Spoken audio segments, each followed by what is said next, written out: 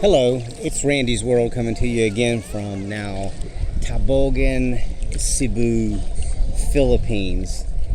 Before I get started, I wanted to show you exactly where I am right now. This is actually the small, I don't know if you call it a barangay, but the community of Tabogon, a place called Nipa Beach. Just show this beauty to you. It's an actual beach, but part of it is a resort. Sorry if there's water on the lens, but it's absolutely beautiful here.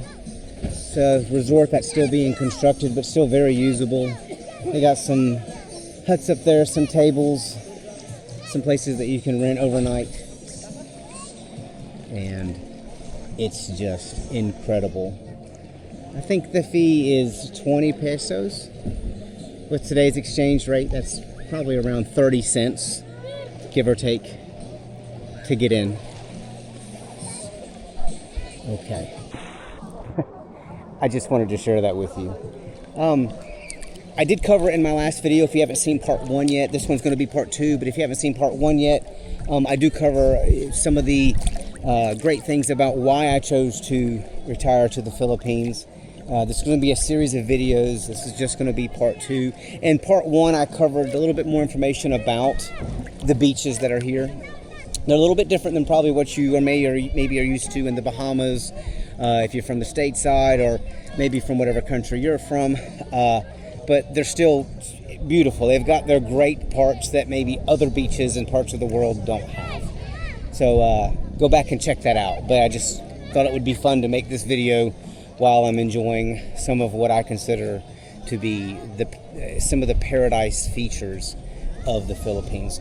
So real quick, in late 2024, I had an opportunity to where I could retire, and I was just 48 years old, and I just couldn't say no to it. I don't think anybody would blame me. So I am now living in Tabogon, which is the outskirts of Cebu in the province area. About 75% done with a house here. This resort, this beach, is about an 8-minute walk, although there is a closer beach that is literally right across the street. I did take some drone footage recently, and I may share that with you also. Very affordable here. That's one thing I'm going to cover. In fact, that'll be the first thing I'm going to cover right now, and that is the economy. So as of today, it's Sunday, April 6th, I believe. For $1, you can get 57.5 pesos. It varies from 56.5 to 58.5. I've seen it be close to 59 or at 59 maybe a couple months ago. It's very easy to get your money exchanged here. I'll go over some tips and pointers, some wins and losses that I used, that I learned with that. But the economy here is very affordable. If you have a passive income of a few $100s a month, you can come to the Philippines and retire. Now, you're not going to have a beachfront house. You're not going to have a fancy car. You're probably going to have a modest apartment, and you're going to maybe have a motorbike, which is the main mode of transportation, whether you're in the province or a big city. Motorbike is just the way to go. Traffic is horrendous here. It's just awful. I'm not going to sugarcoat it. It's awful. And it's just going to be much easier for you to have a motorbike. These kids here are having a good time. Let me just share that with you. Hopefully they don't continue being quite that loud. But you're going to want to get a motorbike. And that seems to just be the main mode of transportation. It's easier, cheaper, and you can probably get from point A to point B a lot faster. You could get a motorbike, an apartment, and you're not going to be eating steak and lobster every night, but you're going to be eating the normal food that people here eat, which is incredibly delicious and good for you. I'm diabetic, so I eat a lot of fish, I eat a lot of pork, I eat a lot of fresh-grown vegetables. You can set up a little garden. I guess what I'm trying to say is everything here is much cheaper to where for a few $100s a month you could retire here. And I truly mean that. and I've noticed some definite health changes, positive changes with me. I'm going to try and move a little bit farther away. They've got a hacky sack and they're throwing it back and forth. They're having a good time. Everything here is just cheaper when it comes to the American dollar. And it's just, if you need more information, let me know. Send me an email. In the description, I've got my email, or you can follow my Facebook page and reach to me there. It's also Randy's World. And I can go in a little bit more detail. But the dollar here will go anywhere from 2 to 5, 6 times farther here than it would in America. That's the truth. It all depends on what you're buying, but you can make your dollar go farther here. So the economy is something that would be definitely in your favor. I want to also talk about something that people have messaged me about, saying, "Come on, Randy, the main reason that you decided to go to the Philippines is because of the women." Well, that's not necessarily true, because I feel I have the best Filipina that's out there. But I will say that when it comes to the women that are here, it's a lot different than what you experience in America. You don't have the feminism. You don't have the "I am woman, hear me roar." You don't have the competition between man and woman, husband and wife. I'm going to ruffle some feathers here, but that's okay. In the Philippines, the woman has her role in the marriage or relationship, and the man has his role. Just like the woman expects her man to be able to do certain things and know certain things and protect the family and provide, the man also expects the woman to do other things too. And I'm not trying to get political or anything like that, but the vibe is just different here when it comes to relationships. And that transcends into how women conduct themselves, how they appear. You don't see women with blue hair here. You don't see women with half their head shaved. You don't see women goth or trying to get attention. You see women here that are modest with their makeup. They know how to be feminine, and they understand what a man can bring to the table. And I mean that figuratively and literally. But also men understand too what a woman can bring to the table, that only a woman can bring. A good motherly instinct, a good wifely instinct.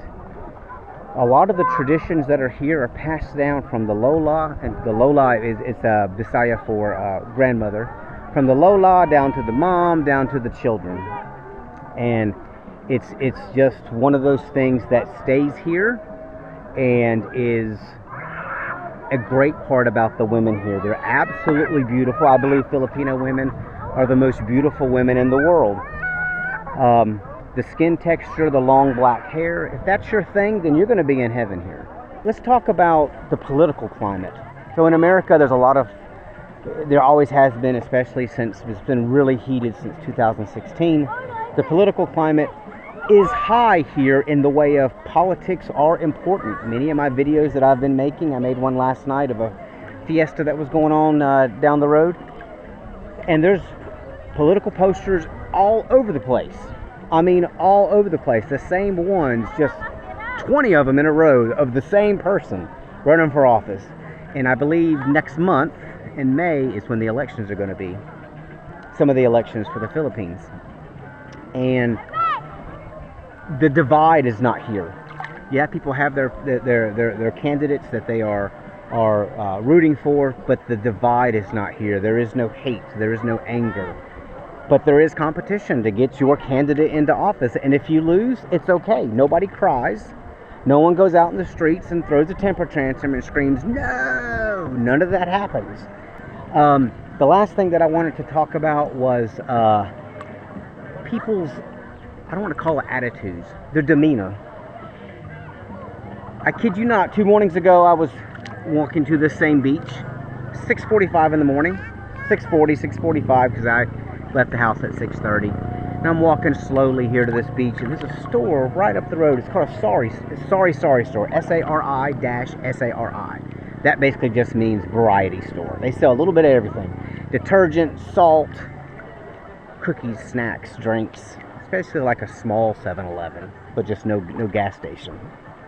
But even smaller than a 7-Eleven. I mean, we're talking 3 foot by 3 foot or 5 by 5 hut, and they just sell product out of it. And next to there was a pool table, and there was 4 or 5 guys out playing pool on a Thursday morning. There were some guys off to the side drinking Red Horse. Red Horse is a very popular beer that's out here. Red Horse and San Miguel. They weren't drunk. They were just out having a good time early in the morning. It's common here for people to be up at 4 and 5 in the morning, especially the closer you get to the big city. People are farming. People are having their coffee, visiting neighbors that early in the morning. In America, I remember as a kid, in the 80s, we would have neighbors would come over and visit my mom, and they'd sit down and have tea, smoke a cigarette, and then move on to the next house and the next person that lived down the road that they knew, and they would sit and go in and have a cup of tea and talk. Here, I mean, in America, you don't see that anymore. People are too busy on their iPads, too busy, using their Wi-Fi, and here I am using technology myself, but I think you understand what I'm saying. Kids here, people here are outside. Kids are playing ball. Kids are playing marbles. I bought my nephews some marbles, and they loved them. Kids are out there playing marbles. Kids are riding bikes. Kids are digging a hole. Why? Just to dig a hole. Throwing frisbee. Just out having a good time. The adults, they're out also. They're walking down the street, and they might be walking to work. They might just be walking to the farm. They may be getting some ista, which is fish in Visayas, some ista from the local vendor to bring home and cook. And everyone is very, very happy. The Philippines, and you can look this up, is one of the most happiest places, happiest countries on the planet. The people are so happy here, and they have so little. Many of them have so little. They appreciate the small things in life. And that's one thing that makes me feel welcomed here. As soon as I got off the plane the first time I came, everyone is, hello, how are you? Can I help you, sir? That's the other thing. Everyone is sir and ma'am here. It's just common. It's sir and ma'am. And if you're Filipino, if they're talking to you, they'll say sir or ma'am. Even if you're not Filipino, the Filipinos will say that to another Filipino, because English is a second language here. That's another thing that's a plus.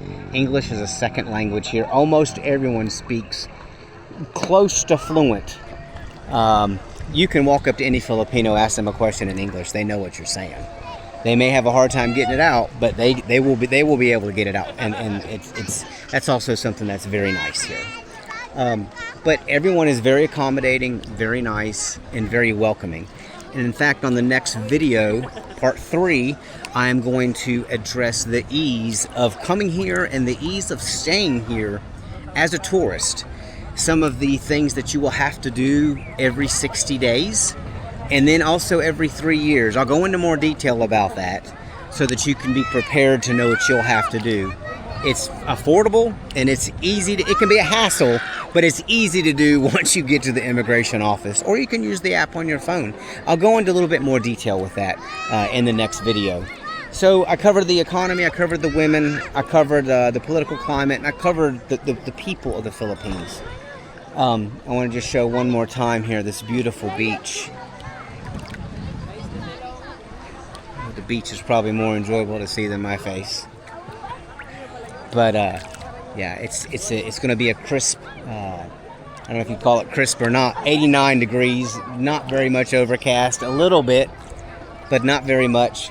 And it's just a wonderful, beautiful place. It's as close to paradise as I can describe. It's really, and it's not just because of the beach, it's everything.